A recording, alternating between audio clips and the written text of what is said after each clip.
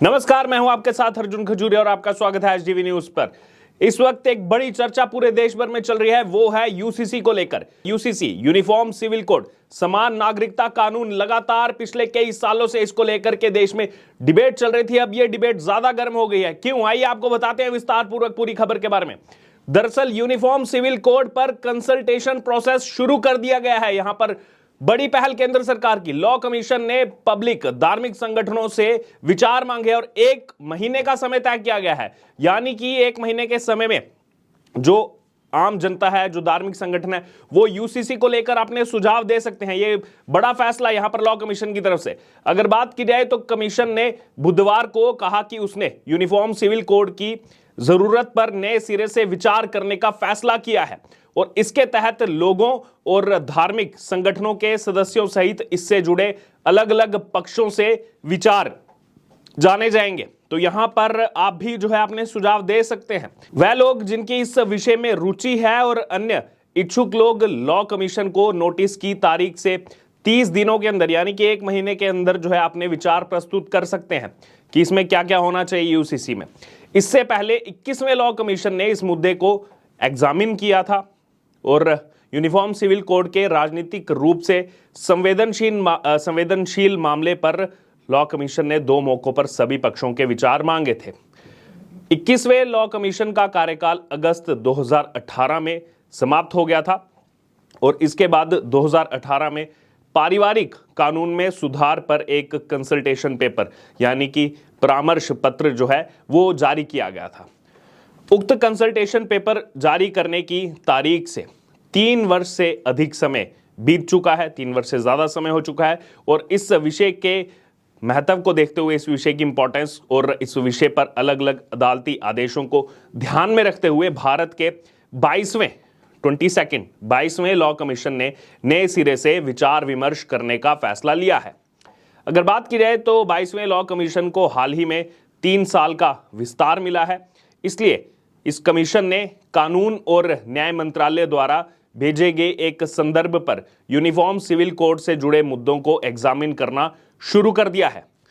इसी के तहत बड़े पैमाने पर अब लोगों और धार्मिक संगठनों के विचार लिए जा रहे हैं कि उनके यूसीसी को लेकर के क्या विचार है। इसके पहले करीब 8 महीने की मैराथन बैठकों के बाद लॉ कमीशन ने यूसीसी पर डिटेल्ड दस्तावेज जो है उसको तैयार किया है और इसी के आधार पर केंद्र सरकार यूसीसी बिल को तैयार करेगी। हालांकि अभी स्पष्ट नहीं है कि इस बारे में विधेयक कब तक लाया जाएगा।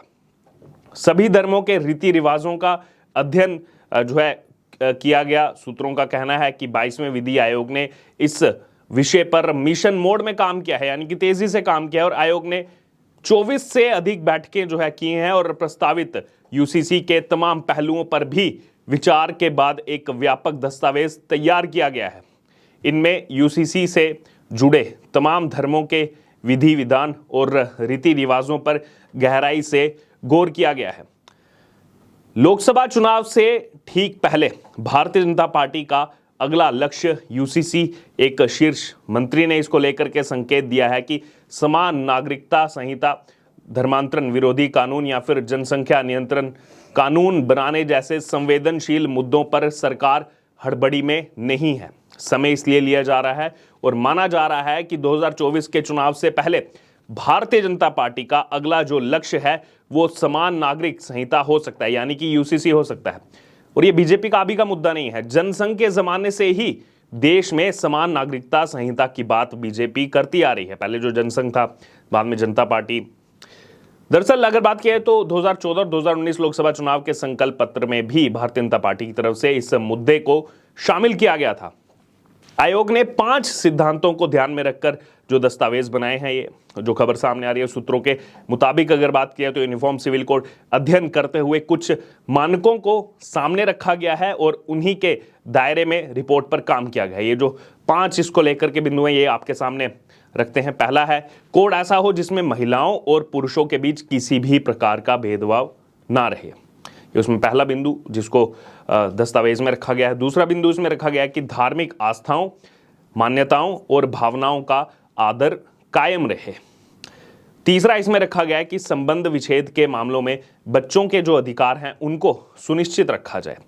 बच्चों के अधिकार की बात इसमें है। चौथा इसमें है कि कोड अधिकतम स्वीकार्यता वाला हो, यानी कि अधिकतम लोगों से इसको स्वीकार्यता मिले। और पांचवा और आखिरी इसमें जो बिंदु है कि संविधान की कसौटियों पर खरा उतरे, यानी कि जो हमारे संविधान की जितनी भी कसौटियां उस पर खरा उतरे। आखिरकार अब ये यूनिफॉर्म सिविल कोड है क्या, ये भी सवाल उठ रहा होगा। दरअसल यूनिफॉर्म सिविल कोड का अर्थ होता है भारत में रहने वाले हर नागरिक के लिए एक समान कानून होगा, और इसकी बहुत लंबे समय से मांग चलती आ रही है बीजेपी की खास तौर पर। चाहे वह किसी भी धर्म का हो, किसी भी जाति का क्यों ना हो, समान नागरिकता संहिता में शादी, तलाक और जमीन जायदाद के बंटवारे में सभी धर्मों के लिए एक ही कानून होगा, एक ही कानून पूरे देश में लागू होगा। इसका अर्थ है कि एक निष्पक्ष कानून है जिसका किसी भी धर्म से कोई भी ताल्लुक नहीं है। अब यूनिफॉर्म सिविल कोड जरूरी क्यों है, यह भी लोगों के मन में सवाल उठ रहा होगा। दरअसल अगर बात की जाए तो दुनिया के किसी भी देश में जाति और धर्म के आधार पर अलग अलग कानून नहीं है, लेकिन भारत की अगर बात की जाए तो भारत में अलग अलग पंथों के मैरिज एक्ट हैं। इस वजह से विवाह, जनसंख्या समेत कई तरह के जो हैं सामाजिक ताना बाना भी जो है वो यहाँ पर बिगड़ा हुआ है। इसलिए देश के कानून में एक ऐसे यूनिफॉर्म तरीके की ज़रूरत है जो सभी धर्म, जाति, वर्ग और संप्रदाय को एक ही सिस्टम में लेकर के आए। इसके साथ ही जब तक देश के संविधान में ये सुविधा या फिर सुधार नहीं होगा, भारत के पंथ निरपेक्ष होने का अर्थ भी स्पष्ट तौर पर नजर नहीं आएगा।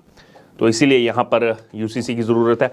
लेकिन इसमें अगर राज्यों की बात की जाए तो उत्तराखंड इस समय मिशन मोड पर काम कर रहा है। जी हाँ, समान नागरिकता संहिता यूसीसी को उत्तराखंड में लागू करने की दिशा में उत्तराखंड के मुख्यमंत्री पुष्कर सिंह धामी की जो सरकार है वो बहुत तेजी से आगे बढ़ रही है।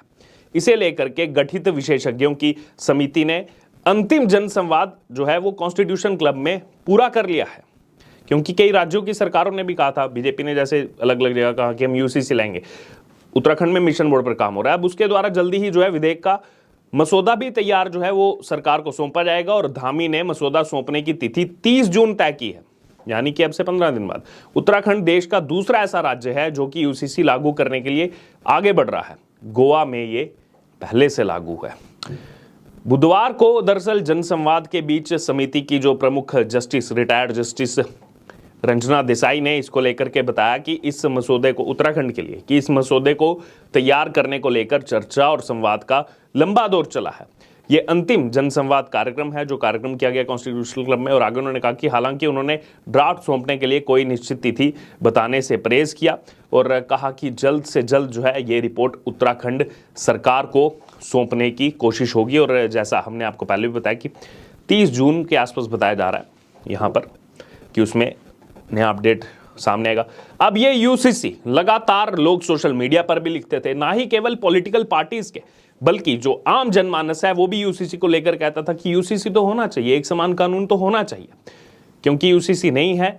और इसीलिए यहाँ पर बहुत सारी जगह घटनाएं भी, अप्रिय घटनाएं भी देखने को मिलती है। अब यहाँ पर जो 22वें लॉ कमीशन ने कह दिया, 1 महीने का समय दिया गया है धार्मिक संगठनों को, जनता को, कि आपका जो भी इसको लेकर के सुझाव है आप दे सकते हैं 1 महीने के अंदर।